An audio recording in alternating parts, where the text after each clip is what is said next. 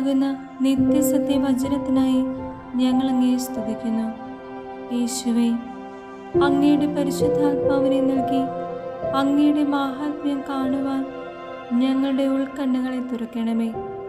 വചനമനുസരിച്ച് അങ്ങയുടെ സാക്ഷിയായി ജീവിച്ച് നിത്യജീവിതത്തിന് ഞങ്ങളെ അർഹരാക്കണമേ. ആമേൻ.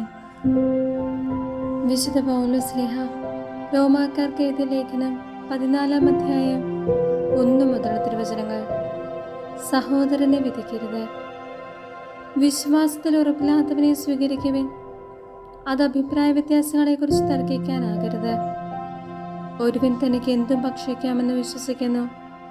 ദുർബലനായ മറ്റൊരുവനാകട്ടെ സസ്യം മാത്രം ഭക്ഷിക്കുന്നു. ഭക്ഷിക്കുന്നവൻ ഭക്ഷിക്കാത്തവനെ നിന്ദിക്കരുത്. ഭക്ഷിക്കാത്തവൻ ഭക്ഷിക്കുന്നവനെ വിധിക്കുകയും അരുത്. എന്തെന്നാൽ ദൈവം അവനെ സ്വീകരിച്ചിരിക്കുന്നു. മറ്റൊരാളുടെ സേവകനെ വിധിക്കാൻ നീ ആരാണ്? സ്വന്തം യജമാനന്റെ സന്നിധിയിലാണ് അവൻ നിൽക്കുകയോ വീഴുകയോ ചെയ്യുന്നത്. അവനെ താങ്ങി നിർത്താൻ യജമാനന് കഴിവുള്ളതുകൊണ്ട് അവൻ നിൽക്കുക തന്നെ ചെയ്യും. ഒരുവൻ ഒരു ദിവസത്തെ മറ്റൊരു ദിവസത്തേക്കാൾ വിലമതിക്കുന്നു. വേറൊരുവൻ എല്ലാ ദിവസങ്ങളെയും ഒരുപോലെ മതിക്കുന്നു. ഓരോരുത്തർക്കും താങ്കളുടെ മനസ്സിൽ ഉത്തമ ബോധ്യമുണ്ടായിരിക്കട്ടെ. ഏതെങ്കിലും ദിവസം ആചരിക്കുന്നവൻ കർത്താവിന്റെ സ്തുതിക്കായി അത് ആചരിക്കുന്നു. ഭക്ഷിക്കുന്നവൻ ദൈവത്തിന് കൃതജ്ഞത അർപ്പിക്കുന്നത് കൊണ്ട് കർത്താവിന്റെ സ്തുതിക്കായി ഭക്ഷിക്കുന്നു. ഭക്ഷണം ഉപേക്ഷിക്കുന്നവൻ കർത്താവിന്റെ സ്തുതിക്കായി അത് ഉപേക്ഷിക്കുകയും ദൈവത്തിന് കൃതജ്ഞത അർപ്പിക്കുകയും ചെയ്യുന്നു. നമ്മളാരും തനിക്ക് വേണ്ടി മാത്രം ജീവിക്കുന്നില്ല, തനിക്ക് വേണ്ടി മാത്രം മരിക്കുന്നുമില്ല.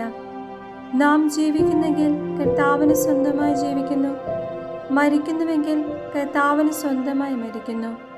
ആകയാൽ ജീവിച്ചാലും മരിച്ചാലും നാം കർത്താവിനുള്ളവരാണ്.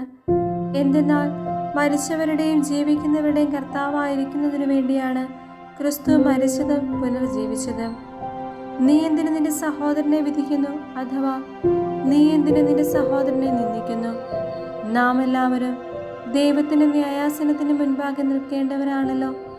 ഇപ്രകാരം എഴുതപ്പെട്ടിരിക്കുന്നു: എല്ലാ മുട്ടുകളും എൻ്റെ മുൻപിൽ മടങ്ങും, എല്ലാ നാവുകളും ദൈവത്തെ പുകഴ്ത്തുകയും ചെയ്യും എന്ന് കർത്താവ് ശബ്ദപൂർവ്വം അരുളി ചെയ്യുന്നു. ആകയാൽ നാം ഓരോരുത്തരും ദൈവത്തിന് മുമ്പിൽ കണക്ക് ബോധിപ്പിക്കേണ്ടി വരും. ഇടർച്ച വരുത്തരുത്. തന്മൂലം മേലിൽ നമുക്ക് പരസ്പരം വിധിക്കാതിരിക്കാം. സഹോദരൻ ഒരിക്കലും മാർഗതടസ്സമോ ഇടർച്ചയോ സൃഷ്ടിക്കുകയില്ല എന്ന് നിങ്ങൾ പ്രതിജ്ഞ ചെയ്യുവിൻ. സ്വതേ അശുദ്ധമായി ഒന്നുമില്ലെന്ന് കർത്താവായ യേശുവിലുള്ള വിശ്വാസം വഴി ഞാൻ അറിയുകയും എനിക്ക് ബോധ്യപ്പെടുകയും ചെയ്തിരിക്കുന്നു.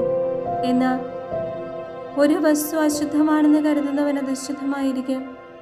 ഭക്ഷണം നിമിത്തം നിന്റെ സഹോദരന്റെ മനസ്സ് വിഷമിക്കുന്നെങ്കിൽ നിന്റെ പെരുമാറ്റം സ്നേഹത്തിന് ചേർന്നതല്ല.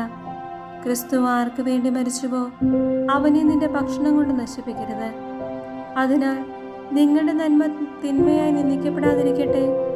കാരണം ദൈവരാജ്യം എന്നാൽ ഭക്ഷണവും പാനീയവുമല്ല, പ്രത്യേക നീതിയും സമാധാനവും പരിശുദ്ധാത്മാവിലുള്ള സന്തോഷവുമാണ്. ഇപ്രകാരം ക്രിസ്തുവിനെ ശുശ്രൂഷിക്കുന്നവൻ ദൈവത്തിന് സ്വീകാര്യനും മനുഷ്യർക്ക് സുസമ്മതനുമാണ്. ആകയാൽ സമാധാനത്തിനും പരസ്പരോത്കർഷത്തിനും ഉതകുന്നവ നമുക്ക് അനുവർത്തിക്കാം. ഭക്ഷണത്തിന്റെ പേരിൽ നിങ്ങൾ ദൈവത്തിന്റെ പ്രവൃത്തി നിഷ്ഫലമാക്കരുത്. എല്ലാ വസ്തുക്കളും ശുദ്ധമാണെന്നാൽ അപരന് വീഴ്ചയ്ക്ക് കാരണമാകത്തക്ക വിധം ഭക്ഷിക്കുന്നവനത് തിന്മയായിത്തീരുന്നു. മാംസം ഭക്ഷിക്കാതെയും വീഞ്ഞു കുടിക്കാതെയും നിന്റെ സഹോദരന് പാപകരണമാകുന്നതൊന്നും ചെയ്യാതെയും ഇരിക്കുന്നത് നല്ലത്. ഇക്കാര്യത്തിലുള്ള നിന്റെ വിശ്വാസം ദൈവസന്നിധിയിൽ പരിരക്ഷിക്കുക. താൻ അംഗീകരിക്കപ്പെടുന്ന കാര്യങ്ങളിൽ മനസാക്ഷി കുറ്റപ്പെടുത്താത്തവൻ ഭാഗ്യവാനാണ്. സംശയത്തോടെ ഭക്ഷിക്കുന്നവൻ ശിക്ഷിക്കപ്പെടും. എന്തെന്നാൽ വിശ്വാസമനുസരിച്ചല്ല അവൻ പ്രവർത്തിക്കുന്നത്. വിശ്വാസത്തിൽ നിന്നല്ലാതെ ഉത്ഭവിക്കുന്നത് എന്തും പാപമാണ്.